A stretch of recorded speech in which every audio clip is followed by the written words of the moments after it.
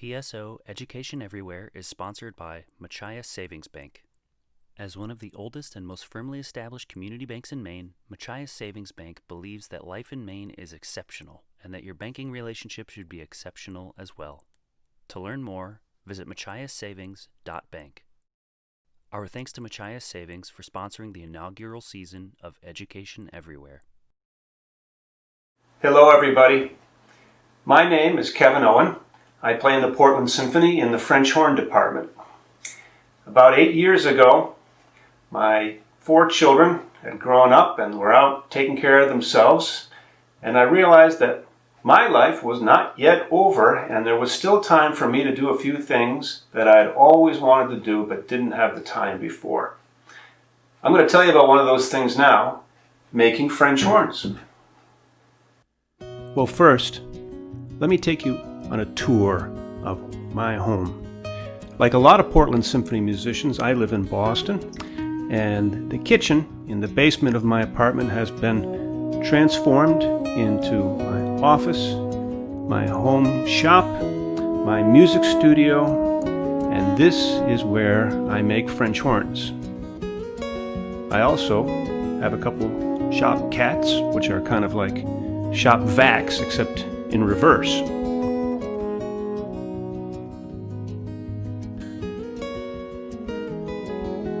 I make French horns out of the parts of other French horns. And how do I find my French horns? They come from 2 sources. One source is really beat up school instruments, which really have no chance of being good instruments for students in the future. Another is very inexpensive instruments made in China, and they look great on the outside, but they're just not very well put together and are unlikely to be very satisfactory musical instruments.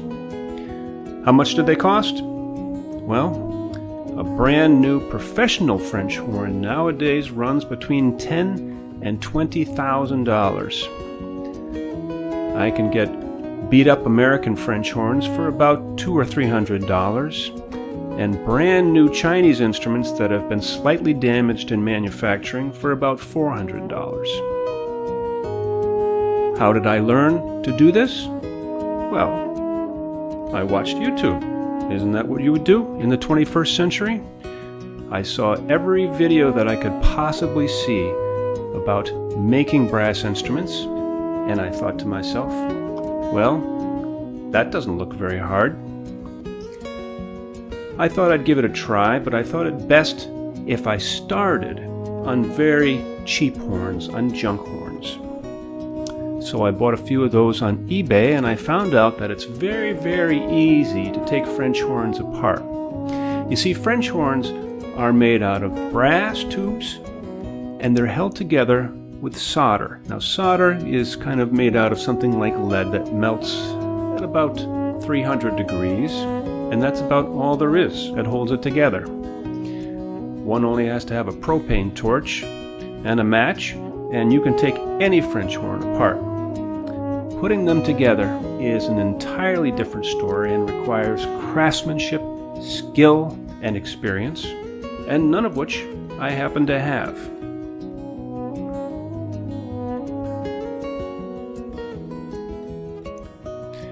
Let me introduce you to the 3 really critical parts of the French horn. I'm going to start off with this section that has all the fancy tubing and the valves inside. It looks very complicated, but this is probably the least important part of the French horn.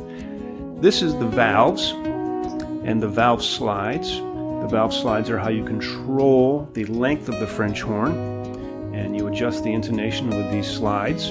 And it's this part of the French horn that I usually like to harvest from the inexpensive Chinese instruments that I buy. Here we have French horn bell, and the bell looks rather simple, but the method by which it's made using hand craftsmanship and experience has never been replicated on an industrial scale. Basically, you take a huge sheet of brass and you form it into something that looks approximately like the bell of a brass instrument, And then you take a hammer and you beat it into exactly the right shape. This takes skill. As you beat a French horn bell with a hammer, the metal becomes thinner and harder, and by doing so, it changes the sound characteristics of the French horn in a way that only a true craftsman can create. That's why many inexpensive instruments from China are quite good mechanically, but they cannot match the sound quality of much older instruments in which the bell was made by the hand craftsmanship method. Now, one of my jobs is to take these bells from these beat-up old American instruments and make them playable again. Usually they are extremely beat up with dents and sometimes cracks, and sometimes I'll find inside the bells pieces of gum, wads of paper, and once a ballpoint pen.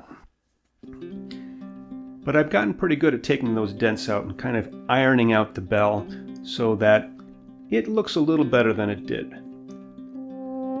But dents don't actually hurt the sound of an instrument. And when I take those dents out, that particular spot in the brass becomes a little bit harder than the surrounding brass, and that may actually help the sound quality of the instrument. Now, this little piece of tubing here, which is about 1.5 feet long, is called the lead pipe. What's so special about it? This particular piece of tubing connects to the mouthpiece, which connects to your French horn player, and then it goes around this curve and goes into the valve section of the French horn. I know it's difficult to see in this video, but the important thing about this lead pipe is that it starts very, very small, just a few millimeters across, and it tapers very, very gradually up until it reaches the bore size of the French horn, which is about just a little bit under 1/2 inch.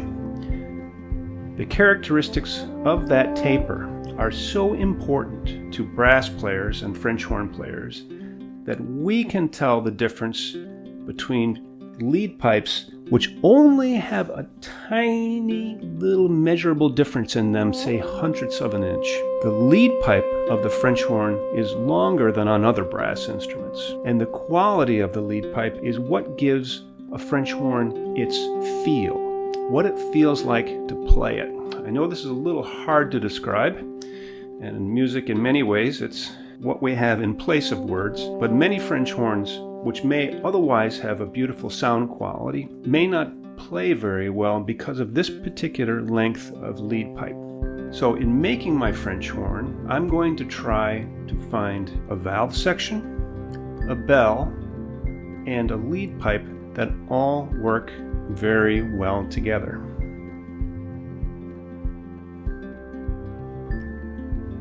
Let me take you through the process of making a French horn out of junk parts.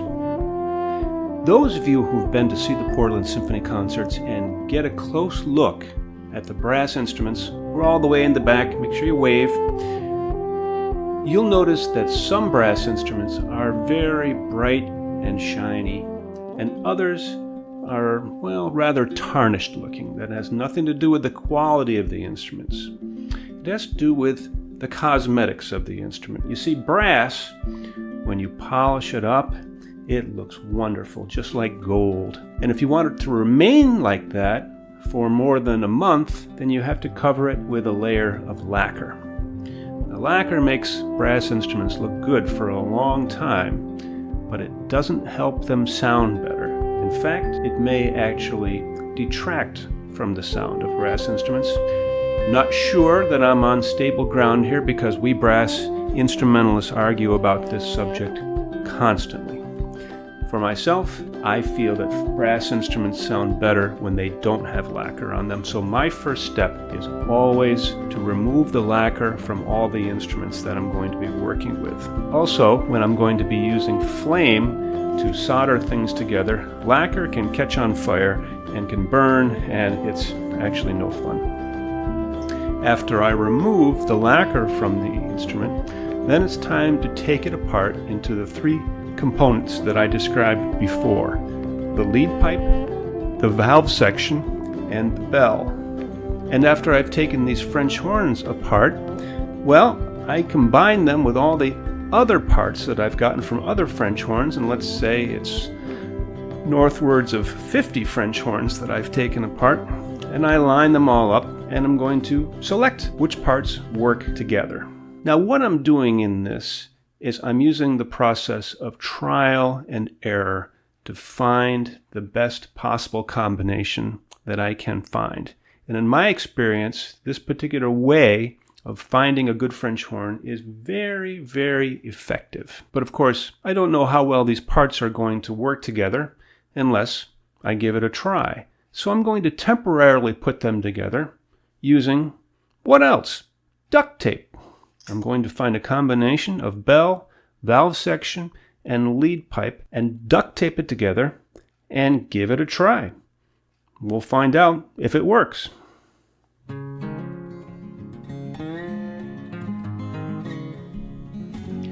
When I find a combination that really works well, and it's not hard for me to tell when that actually happens because, well, when I find the right combination, the sky clears off, the birds start singing, there's a beautiful sunset in the western sky, and everything seems to be right with the world. It seems wonderful when I can actually make one of these instruments work as well as one of my, let's say, more expensive instruments that I bought at the French horn shop.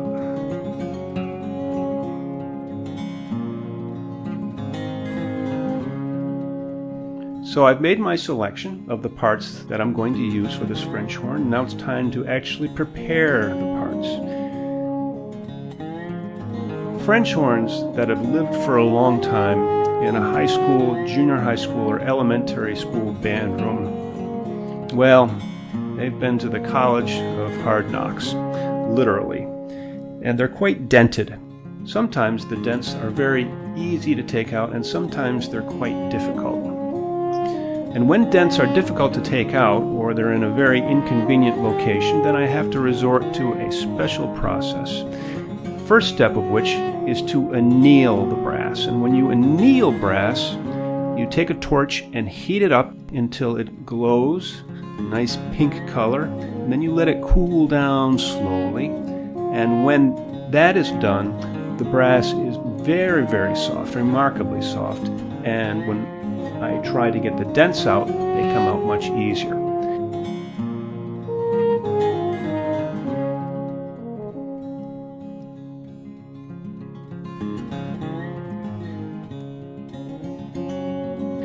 If the dents are in an inconvenient location on the bell, I will take steel ball bearings of various sizes and I'll put them inside the bell.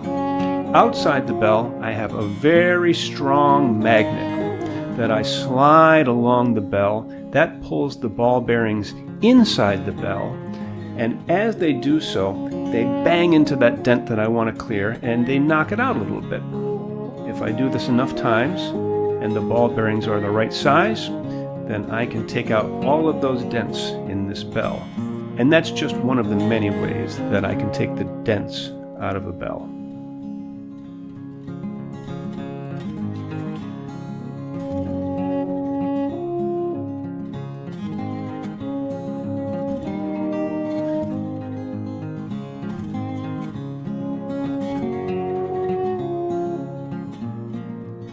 The next step is going to be joining the bell to the valve section, and I do this by aligning the parts as carefully as I can on my workbench, and sometimes using wire to tie the parts together. And when I think they're in a good disposition, then I'm going to fill the cracks between the parts with solder. First I use heat to heat up the joint. Then I squirt a little bit of stuff in there called flux, which prevents the solder from oxidizing. And then the solder will melt in, and it will follow wherever the heat of the torch leads it. After I have the bell joined to the valve section, now I'm going to join the lead pipe, the final component, to the French horn. French horns are remarkable musical instruments. Unlike almost any other instrument that you know about in the symphony orchestra, we have not agreed upon the correct, proper way to make a French horn. So French horns are made quite differently. They come in different keys. We have what we call double French horns, we have single French horns, we have triple French horns, we have French horns in F, we have French horns in B flat, we have French horns that are made out of silver, we have French horns that are made out of brass, we have French horns with 3 valves, we have French horns with 5 valves. I don't know why we can't make up our minds, but I kind of like it actually.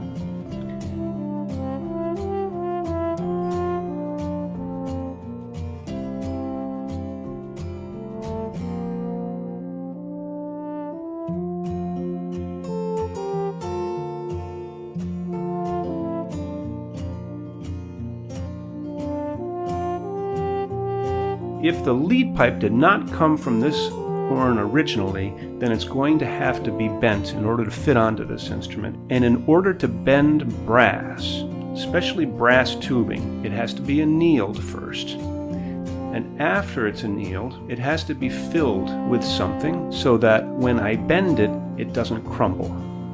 Now, a professional will use melted metal like bismuth or lead in order to fill the pipe before he bends it. But I find that for small bends like this lead pipe is going to get, I can fill it with tightly packed sand, and after annealing it, I can bend it without too much worries about it kind of crumbling up like old aluminum foil.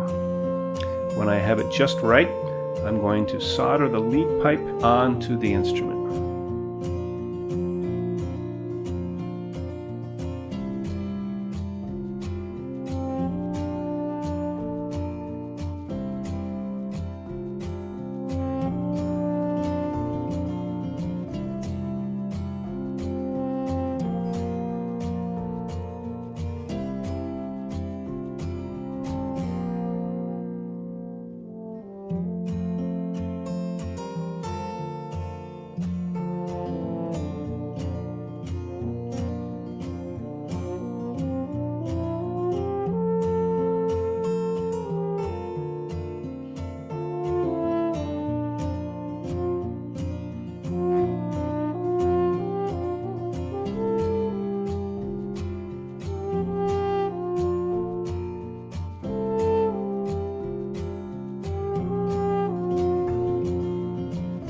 Now I have something that at least looks like a French horn, albeit just a little bit beat up. The next thing I'm going to do on these instruments is I'm going to check the valves. Now, the valves are very mysterious, but all they actually do is they open up a short little exit ramp for the air and then a little entrance ramp for the air so that it makes the path of the air a little bit longer. And when you make a brass instrument longer, you make it a little bit lower. And so we play a different note by making our instruments just a little bit longer. It's very, very important that the valves in an instrument like the French horn rotate exactly the right number of degrees. And after years of wear in an old instrument, or after careless manufacturing in a new instrument, sometimes the valves are a little bit out of alignment from where they should be, and proper alignment is very critical.